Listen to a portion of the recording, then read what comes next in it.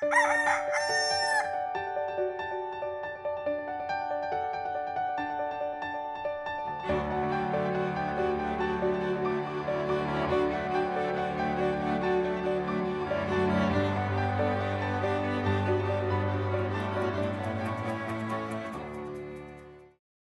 buntag sa tanan. Si Father Arnold po mula sa Bukidnon. Saluhan niyo po muna ako at tayo magkapet, pandasal.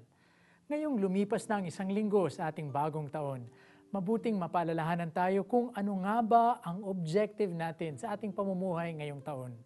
At simple lamang po, mahalin ang Diyos at mahalin natin ang ating kapwa. At kinakailangan pong makita natin na hindi mapaghihiwalay ang dalawang aspeto pong iyan sa ating buhay Kristiyano. Sabi nga po ni San Juan sa unang pagbasa sa misa ngayon, kung sinasabi ng isang taong, iniibig ko ang Diyos, ngunit napupuot naman siya sa kanyang kapatid, siya ay sinungaling. Ito ay sapagkat kung hindi niya iniibig ang kanyang kapatid na kanyang nakikita, paano niya iibigin ang Diyos na hindi niya nakikita? Ang sino mang umiibig sa Diyos, dapat din namang umiibig sa kanyang kapatid. Kaya't ipagdasal po natin mga kaigsuunan, mga kapatid, naway sa ating pang-araw-araw na buhay, maipakita natin ang tunay na pagmamahal sa Diyos sa pamagitan ng ating tunay na pagmamahal sa ating kapwa. Kung tayo'y nagiging tapat sa ating trabaho at mga katrabaho, tayo po ay nagmamahal sa Diyos at sa kapwa.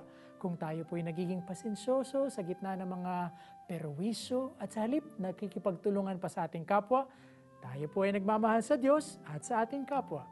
Naway sa grasya ng ating Panginoon, tunay nga tayong maging mapagmahal. Magandang umaga po muli. Be blessed and be God's blessing to everyone.